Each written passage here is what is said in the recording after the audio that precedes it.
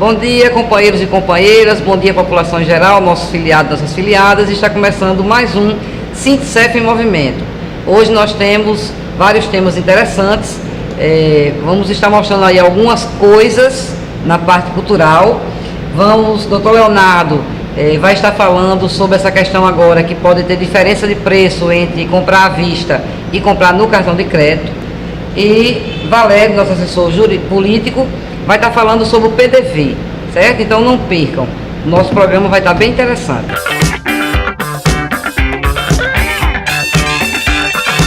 Estamos agora nessa altura do programa com a nossa parte de informativo jurídico da área civil, né, que abrange as coisas mais pessoais, com o doutor Leonardo Xavier.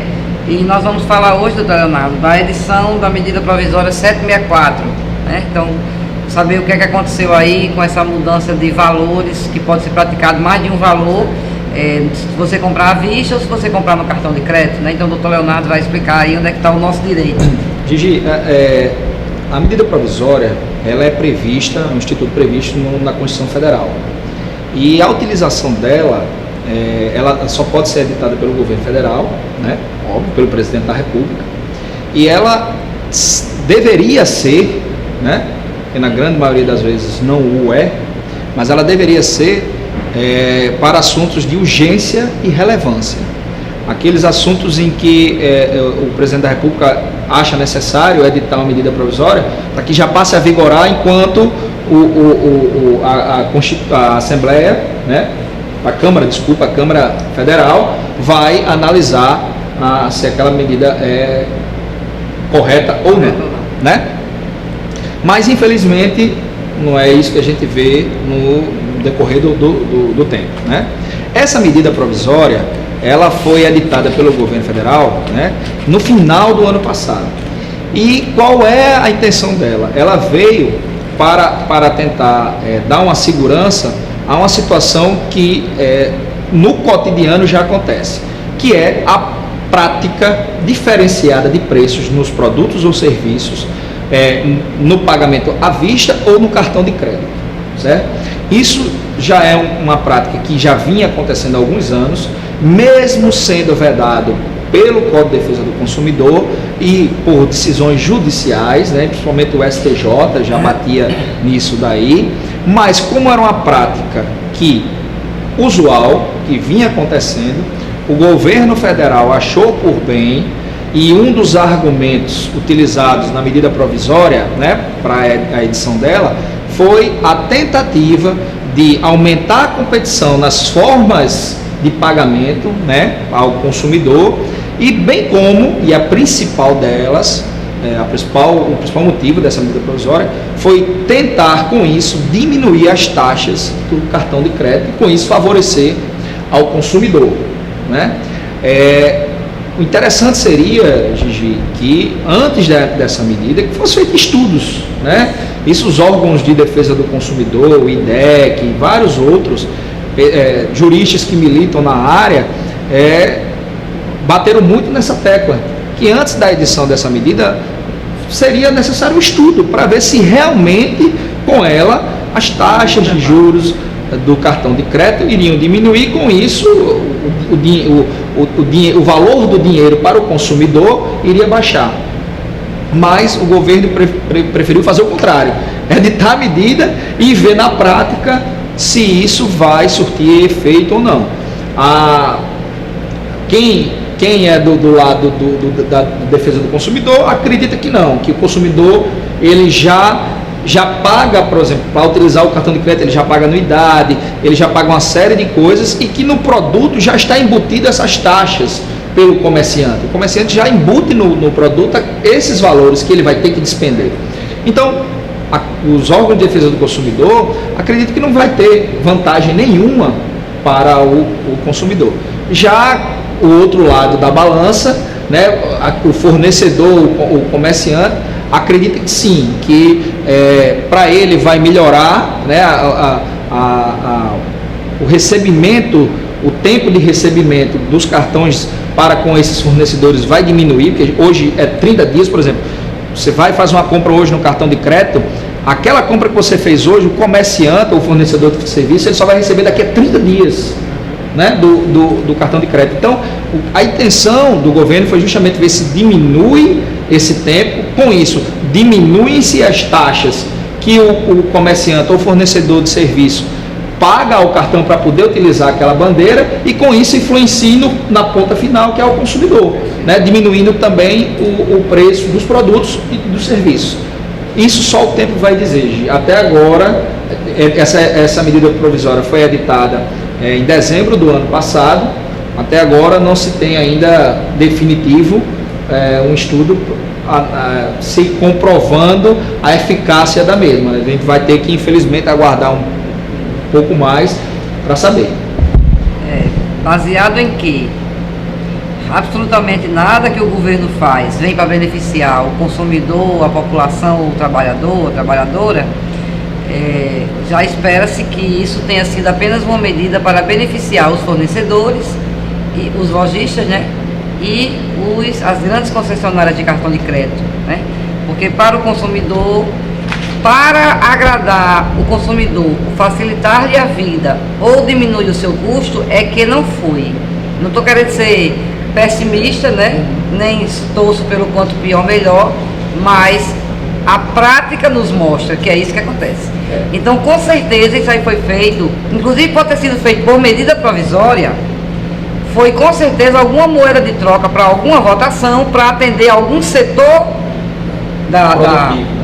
algum setor produtivo dos lobbies que são feitos dentro do Congresso, né? Então, com certeza, o que está por trás é isso. E o estudo disso nós vamos ter que aguardar um pouco. Né? Exatamente. Mas o veredito, eu não tenho dúvida que é isso. Para o consumidor, diretamente falando, ele só é beneficiado quando há uma baixa em impostos e taxas, que não é o caso. Pelo contrário, temos aí um imposto gigantesco da gasolina devido ao aumento dos impostos. Exatamente. Né? Então, fica complicado acreditar nessa bondade do governo, né, com uma boa intenção para o consumidor, né? Fica difícil, já que a gente só observa que, ao contrário, né, a taxa, os impostos hoje giram em torno de 40% quem paga imposto, ou seja, 40% você passa hoje 4, 5 meses do ano trabalhando para pagar imposto ao governo, né? E só depois desses 4, 5 meses do seu trabalho é que você vai ter mais 6, 7 meses do fruto do seu trabalho, que é o seu salário realmente que você vai receber. Então, é difícil crer que a intenção tenha sido essa mesmo. A gente até espera, mas é difícil. Espera-se mesmo, mas difícil de acreditar, e provavelmente as pesquisas vão mostrar. Ainda mais, como eu disse, por medida provisória. Esse não é um assunto de relevância e urgência. Isso não é. Então, não foi para isso que a Constituição Federal previu a medida provisória. Né? Então, por isso, aí que levanta mais aquela pulga atrás da orelha. Mas né? ainda, justo nesse período, né, de troca-troca, de benesses, para não votar isso ou votar aquilo, de acordo com o compromisso que se tem aí com o governo, né, de manutenção desse governo ilegítimo, e a moeda de troca é essa, né? São as emendas, são a aprovação das medidas que beneficiam os grandes grupos, os lobistas, né? Então, o que esperar desse governo, né? Mas aí, falando para o filiado ou para quem está nos assistindo agora, né? A medida provisória está aí, então vamos usá-la. Vamos usá-la, né? Pagar diferente, pagar o valor. Se muita gente, pagar um valor menor. Muita gente tem esse hábito. Tem. A minha mãe, que é filiada, ela tem esse hábito de... ela não usa cartão de crédito, até hoje ela só no dinheiro. Usa do dinheiro, quer dizer, para ela vai ser um pequeno benefício.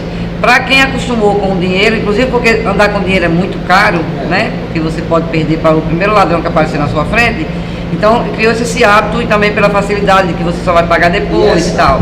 Então, assim, isso é uma faca, sempre uma faca de dois gumes, né? Ela pode trazer à tona ou de volta a prática da utilização do cheque. Isso. Né? Porque o cheque é um pagamento à vista, né? O cheque é um pagamento à vista.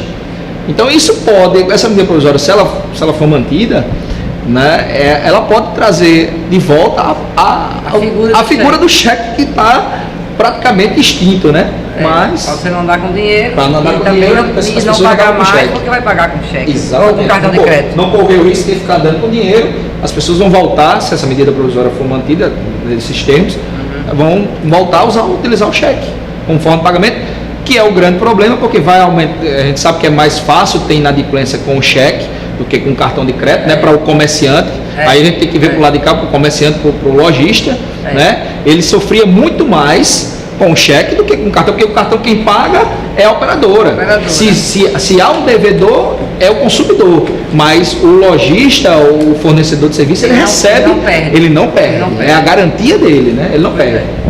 Então, ok, doutor, vamos aguardar o que, é que vai acontecer, vamos aguardar as pesquisas e muito obrigado aí pelos esclarecimentos. Até.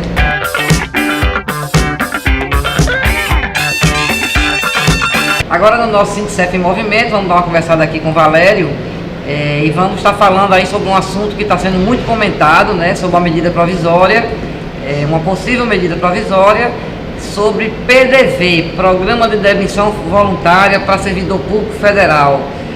Valério, diante já de tanta desgraça, né, diante de uma crise financeira horrível, né, que atinge também cheio os servidores públicos federais, nossos filiados, nossas filiadas estão nesse grupo, vem o governo apresentar uma medida provisória com o PDV. Imediatamente eu vi comentários do tipo: vou aproveitar, já tenho tempo de me aposentar, vou aproveitar e vou entrar no PDV, receber o dinheiro e depois eu me aposento. Como se isso fosse uma forma muito simples, né?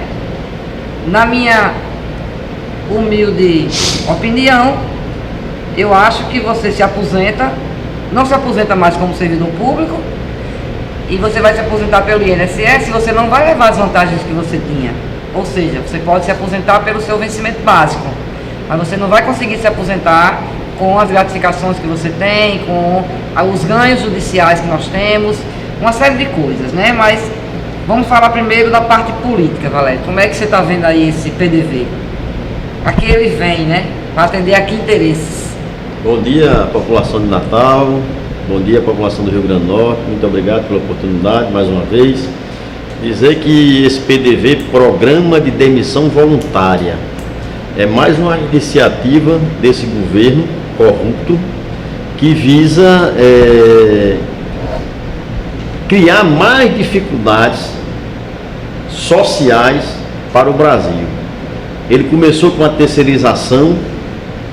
A terceirização... começou com a PEC dos 20 anos, né? Anterior até a terceirização. Exatamente, né? Antes da terceirização, teve a PEC do congelamento, né? Sem poder ter reajustes, sem poder implementar os planos de carga aérea e salário, sem poder fazer concurso público, né? Essa PEC, e posteriormente vem a terceirização, né? A terceirização, ela precariza as relações de trabalho, né? Mas ele não parou só na terceirização, ele agora conseguiu também aprovar a reforma trabalhista, certo?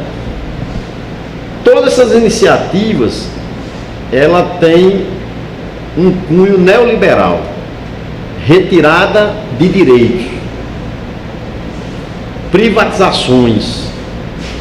O PDV, o Programa de Demissão Voluntária, segundo o governo, ele quer atingir mais de 100 mil servidores. Aonde é que vai economizar? Ele fala em economia de 1 bilhão. Porque os servidores, na sua grande maioria, eles já estão com mais de 50 anos de idade. A grande maioria já tem tempo para se aposentar. Portanto, esse PDV, ele vai receber do governo, dinheiro do governo, aqueles que têm o tempo, a idade e o tempo de contribuição, e vai se aposentar. E vai continuar recebendo pela Previdência. Certo? Então, ou seja, a União continua pagando. A União continua tendo despesas. Mas aqueles direitos todos que a gente tem enquanto servidor público, perde tudo. Exatamente. Eles vão se aposentar com aquele valor fixo pela Previdência, né? Aqueles que têm um tempo de contribuição e têm a idade.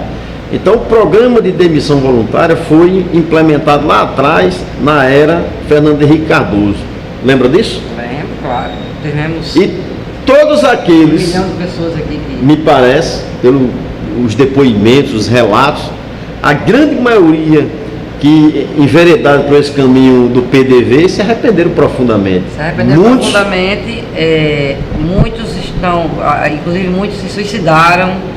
E outra coisa que aconteceu é que o ficaram governo, passando fome. O governo não cumpriu com as cláusulas de liberar linha de crédito para eles montarem novos negócios, não deu o apoio técnico que prometeu dar. Então, uma série de coisas que o governo prometeu nunca fez. Essas pessoas têm ação na justiça desde então e nunca conseguiram se reestruturar. A grande maioria nunca conseguiram se reestruturar. Teve gente, inclusive, que se suicidou, acabou com a própria vida, de tão desestruturada que ficou ela, e até hoje não se resolveu isso na justiça, e essas pessoas continuam nessa situação extremamente precária.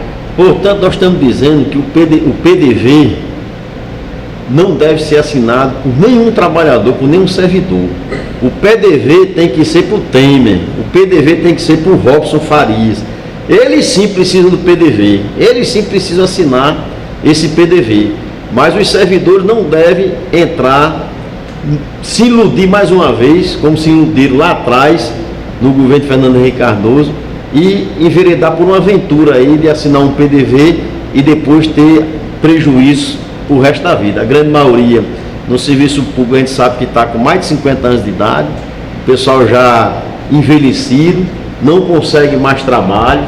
Essa história de dizer que vai botar uma empresinha, um comércio que em plena crise. Em plena crise, não entre nesse sonho, não entre nesse sonho. Não fique cego pelo valor do dinheiro que você vai receber, porque isso não paga uma vida.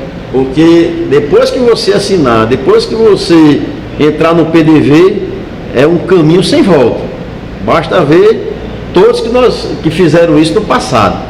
Não ao PDV. Fora Temer, fora Robson Farias. PDV para Temer e Robson.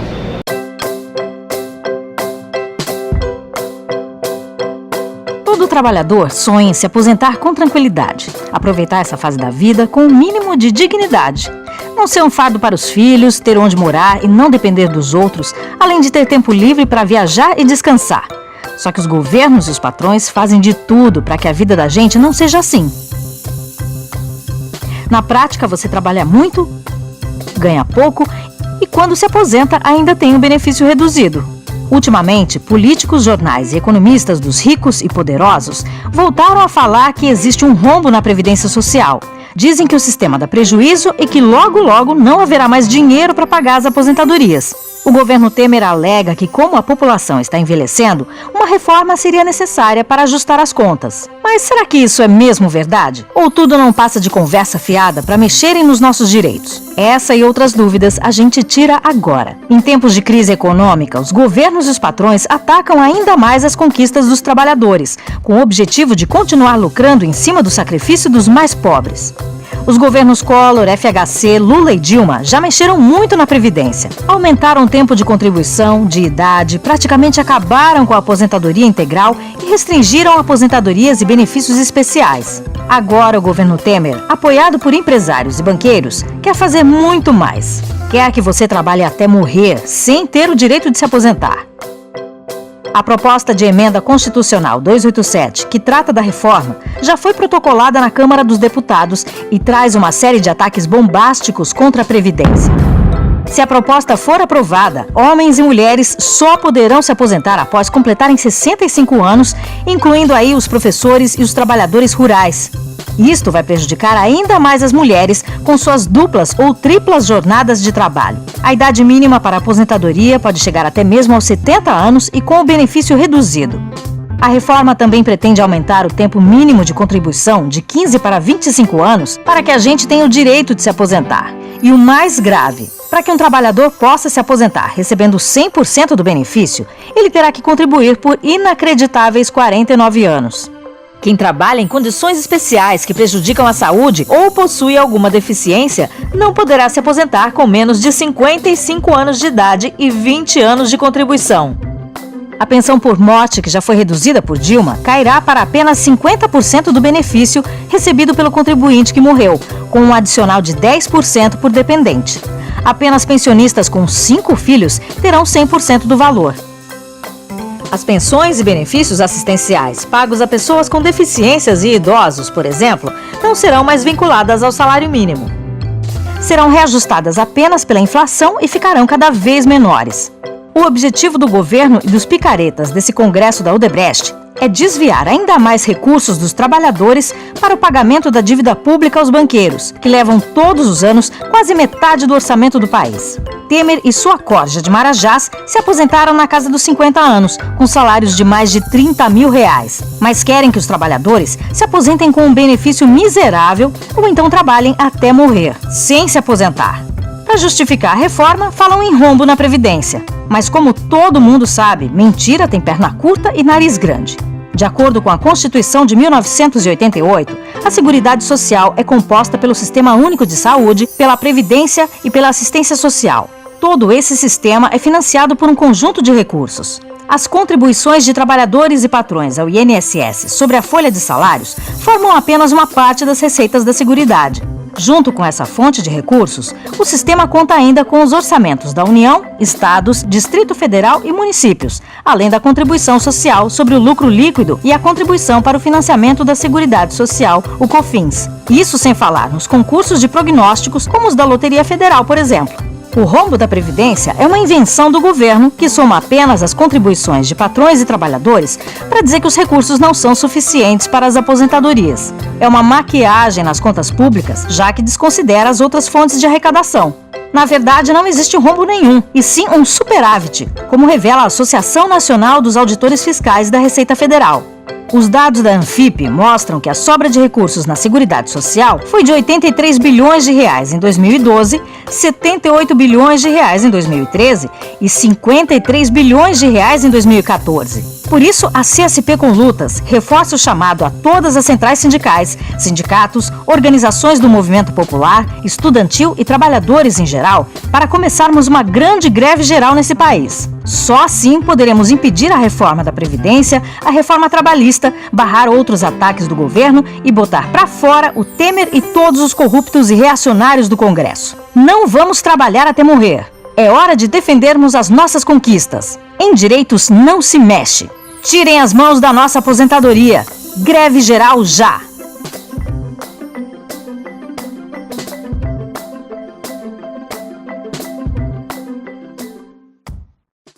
Gente, fiquei sabendo de uma iniciativa de uma deputada de São Paulo que eu achei muito louvável. Diante desse mar de corrupção, diante da falta de vergonha dos políticos de não consultar seus eleitores e votarem por dinheiro, por emendas, por favores, por cargo, uma deputada de São Paulo colocou em seu site oficial uma enquete onde ela pergunta ao eleitor dela, e acho que aos eleitores em geral, qual deve ser a posição dela diante de determinado assunto. Então, eu achei essa iniciativa muito louvável, muito correta, porque é o eleitor dela, ou os eleitores em geral, quem vai dizer qual vai ser a posição dela. Isso está correto. O mandato não é do deputado, o mandato não é do parlamentar, o mandato é do povo, e é ao povo que deve servir. Então, num exemplo concreto, em relação à questão da reforma trabalhista, a grande maioria da população não queria a reforma trabalhista, mas os deputados, a maioria dos deputados votou pela reforma trabalhista, contrariando os interesses dos seus eleitores, do povo brasileiro. Então, essa iniciativa eu quero aqui louvar e dizer que ela deve ser copiada, que ela deve ser amplamente divulgada, para que todos os parlamentares façam isso, ouçam os seus eleitores, ouçam a população do Brasil, para saber qual a posição que ele vai tomar, porque o mandato não é dele, é do povo, e é ao povo que deve servir. Para servir ao povo, tem que estar de acordo com o que o povo acha que é certo ou que está errado. Então, parabéns para essa deputada, e que esse exemplo seja seguido. Vamos ouvir o povo, que é o povo quem tem que dar voz, deve ser dado vez e a voz nesse nosso país tão judiado pela corrupção, tão judiado por esses políticos corruptos. Cadê? Cadê? Cadê minha minha gente? Cadê o povo na janela batendo panela? Cadê? Antes era fora Lula, antes era fora Dilma, mas agora, minha gente, tem que ser agora fora Temer. Vocês estão cegos? Estão vendo não? Fora Temer! Fora Temer! Cadê o povo na rua? Cadê o povo na rua? Gritando fora Temer! Antes era fora Lula, pintava o rosto de amarelo azul e eu saindo pela rua dizendo fora Lula por tudo! Agora, minha gente! Agora, quem tá na prisão? Quem tá na prisão é... Agora, minha gente, quem tá na prisão é... Quem é mesmo? Não sei o que Cunha falou. É Eduardo Cunha. Minha gente, a gente tem que renunciar. Vamos gritar fora Temer, pintar o rosto de azul e amarelo e dizer na rua, fora Temer, cadê? Gente, hoje no nosso quadro cultural, eu não sou artista, não sou poeta, não sou nada, mas eu recebi uma coisa muito legal pelo WhatsApp. Eu queria só ler um pedacinho para vocês, não vou ler toda porque é muito comprida, mas é sobre a coisa, né? Por isso que eu falei que era uma coisa muito legal. Começa assim, ó: não sei quem é o ator dessa coisa, mas que é legal é, né? E aí ele começa explicando. A palavra coisa é um bombril do idioma, tem 1001 utilidades. É aquele tipo de termo muleta ao qual a gente recorre sempre que nos faltam palavras para exprimir uma ideia. Coisas do português, né? Então ele fala que pode ser adjetivo, advérbio, blá, blá, blá, blá, fala um monte de coisa aqui. Aí ele chega na parte mais interessante, que ele fala o seguinte: mas a coisa tem história mesmo na MPB. No segundo Festival da Música Popular Brasileira, em 1966, a coisa estava na letra das duas vencedoras, Disparada, de Geraldo Vandré, né? Prepare o seu coração para as coisas que eu vou contar. E também na Banda, de Chico Buarque, né? Para ver a banda passar cantando coisas de amor. Para Maria Bethânia, o diminutivo de coisa é uma questão de quantidade. Afinal, são tantas coisinhas miúdas e esse papo já está qualquer coisa. Já qualquer coisa doida dentro mexe. E essa coisa doida é um trecho da música Qualquer Coisa, de Caetano Veloso, que também canta: alguma coisa está fora de ordem. E o famoso hino a São Paulo: alguma coisa acontece no meu coração. Por essas e outras coisas, é preciso colocar cada coisa no devido lugar. Uma coisa de cada vez, é claro, afinal uma coisa é uma coisa e outra coisa é outra coisa. E tal e coisa e tal. Um cara cheio de coisas é um indivíduo chato, pleno de nome toques. Já um cara cheio das coisas vive dando risada. Gente fina é outra coisa. Para o pobre, a coisa está sempre feia. O salário mínimo não dá para coisa nenhuma. A coisa pública não funciona no Brasil. Político, quando está na oposição, é uma coisa, mas quando assume o poder, a coisa muda de figura. Quando elege seu candidato de confiança, o eleitor pensa: agora a coisa vai. Coisa nenhuma. A coisa fica na mesma. Uma coisa é falar, outra é fazer. Coisa feia. O eleitor já está cheio dessas coisas. Se as pessoas foram feitas para ser amadas e as coisas para serem usadas, por que então nós amamos tantas coisas e usamos tantas pessoas? Bota uma coisa na cabeça: as melhores coisas da vida não são coisas. Há coisas que o dinheiro não compra: paz, saúde, alegria e outras cositas más. Mas deixemos de coisa, cuidemos da vida, senão a morte chega. Se não chega a morte ou coisa parecida. Por isso, faça a coisa certa e não esqueça o grande mandamento: amarás a Deus sobre todas as coisas. Entendeu o espírito da coisa? Muito obrigada a todos que estiveram conosco até agora, e no próximo sábado estaremos de volta.